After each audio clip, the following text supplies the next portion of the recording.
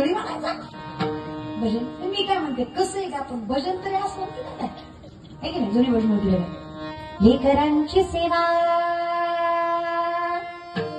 केली से तू